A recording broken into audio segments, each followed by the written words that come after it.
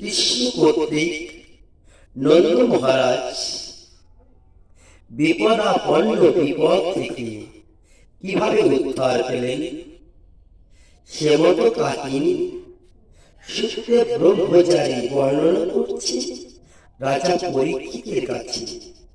এই পরীক্ষিত রাজাই হচ্ছে অভিমন্যু পুত্র, আর রাজা ধর্মরাজ যে দৈত্য। তাই সুখদেব ব্রহ্মচারী ডেকে বলছে রাজা পরীক্ষিতের কাছে, কি বলছে? শুনো শুনো শুনো রাজা, রাজা পরীক্ষিত, অতঃপর শুনো সবাই সুমধুর শ্রীকৃষ্ণ চরিত। নব নব তৃণ হয় ওই পর্বতে উৎপত্তি, সে তৃণ খায়া হয় ওই গাভী দুধবতী।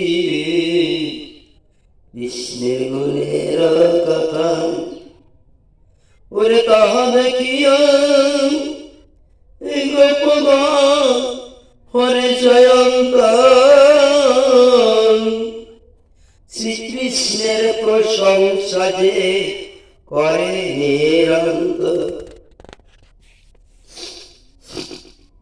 নন্দের নন্দন প্রভু সে তো মনুষ্য তো নয়, সে মনুষ্য নয়, তাহলে সে কি হবে? দেবতা হইবে এতে নাহি কো সংশয়। গোচারণে যত ব্রজস বালক ছিল সবাই সেই গোপবান প্রশংসা করে বলছে যে নন্দের নন্দন, যে যশোদা নন্দন তো মনুষ্য নয়, অবশ্যই দেবতা হয়।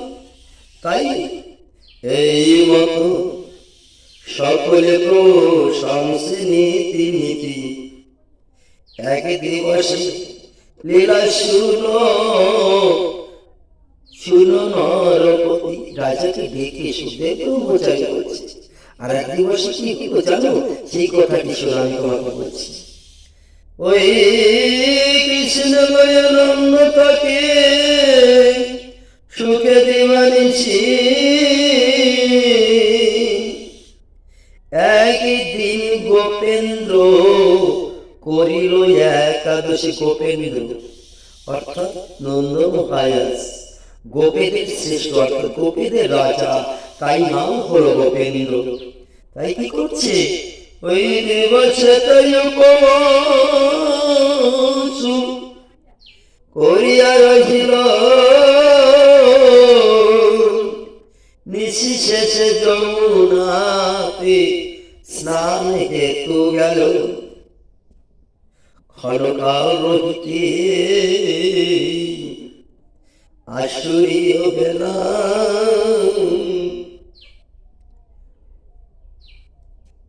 ক্ষণকাল রহিতে আসুরী বেলা হয় গরুরের চরগান তথায় অগ্রয়।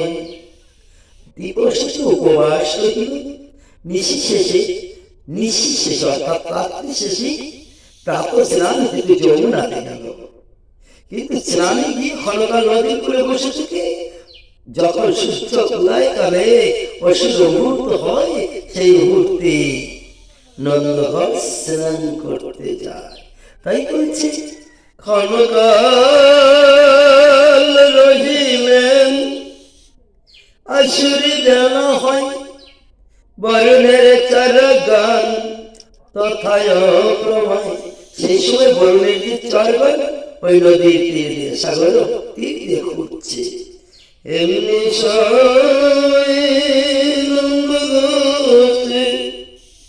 দেখি বরুণের গণে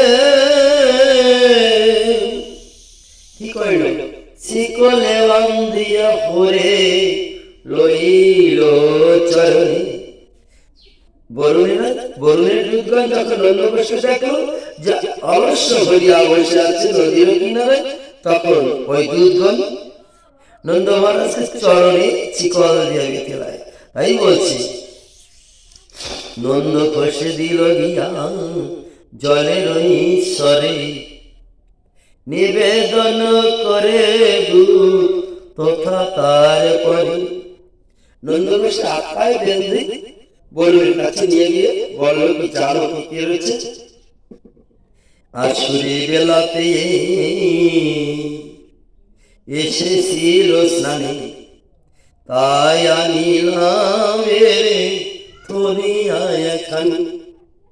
জানো বরুণরা আসুরি বেলাতে এখানে স্নানে এসেছিল, এর অপরাধটা এখানে এসেছিল, যাই জন্য ওরে হাতে পায়ে বাঁধিয়া নিয়ে এসেছি তোমার কাছে।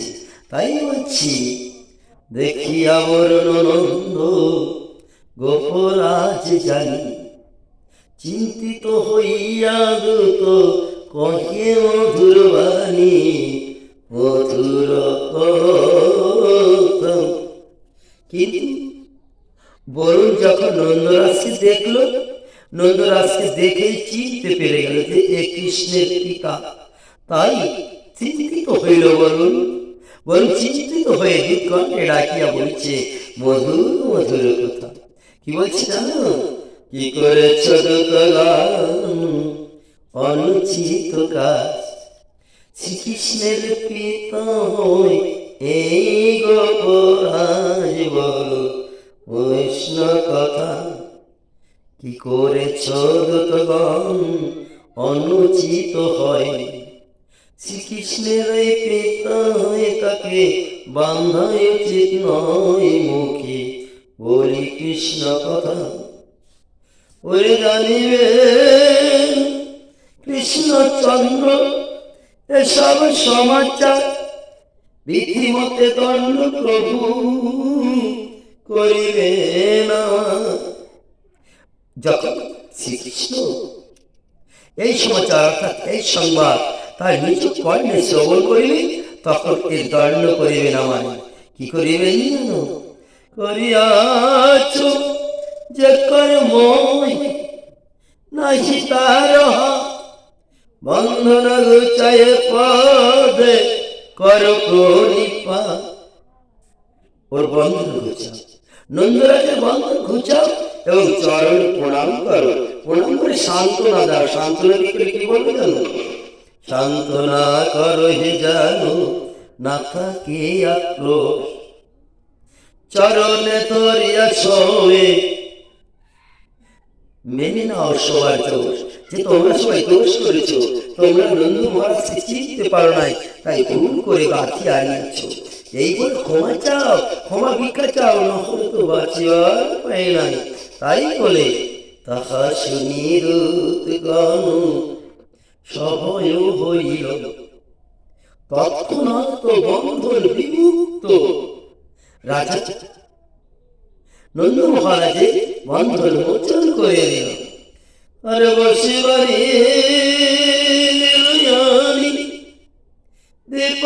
সিংহাসন, অপরাধ ক্ষম ক্ষম বলি ধরিল চরণ। সিংহাসনে বসতে দিল এবং প্রার্থনা করল, কি জানো? যে আমরা যে অপরাধ করেছি, আমাদের অপরাধ ক্ষমা করুন। পুনর্বার বরণ কহে ডাকিয়া দূত প্রতি, শুনো হে সকলে আমার একটি ভারতীর কৃষ্ণ কথা। হরে কৃষ্ণ কৃষ্ণ কৃষ্ণ হরে হরে, হরে রাম রাম হরে হরে। কি জানো কি কথা বলবো? এক দিবস নন্দ মহারাজ কাল ব্রত একাদশী নামে একটি ব্রত করেছিল। এই সে স্নানে এসেছিল শেষ নিশীথে। আনিয়াছ না জানিয়া এই সমাচার, এখনই আনিয়া নাও উত্তম আহার। যখন স্নানে এসেছিল শেষ নিশীথে, আনিয়াছ না জানিয়ে এই সমাচার এখন আনিয়া দাও তমা। কি করলো তখন? উপবাসী আছে অন্ন করাও পারো না। নতুবা তোমরা পাই বড়ই বড় চাপ না, তাই বলছে উপবাসী আছে নন্দ তারে করাও পারো না, নতুবা পাইবে সবে বড়ই যাতনা। একথা শুনি সব উদ্গল চঞ্চল হইয়া পারণে দ্রব্য শীঘ্র দিল সেই নন্দ মহারাজকে আনিয়া। পারণ করিতে নন্দ বছিল যখন জলপতি উঠে তোতা গেলেন তখন। পালন করিতে নন্দ বসিল যখন জলপতি উঠে তোতা গেলেন তখন। নন্দ মহারাজ যখন পালন করতে বসে জলপতি উঠে তোলেন তার চরণের কাছে, তাই বলছে শুনো শুনো গোপরাজ তুমি আমার বচন শুনো শুনো। বলছি শুনো শুনো গোপরাজ তুমি বচন আমার, দূতগণ নাহি জানে তব সমাচার। নন্দ মহারাজকে বলছে নন্দ মহারাজ তুমি আমার সমাচার শোনো। কি দূতগণ তোমাকে চেনে না, তাই তোমার সাথে এত খারাপ ব্যবহার করছি, এর জন্য তুমি ক্ষমা চাই। আর যে সময়ে তুমি এসেছিলে স্নানে সে সময় অধিকার হয় ওরা জানে। তুমি যে সময় স্নানে এসেছো এই সময় তো আমার দূতেদের অধিকার, যার জন্য ওরা করেছে তাদের কর্মসভা, এই হেতু হয়ে গেছে অপরাধ, ক্ষমা করো না।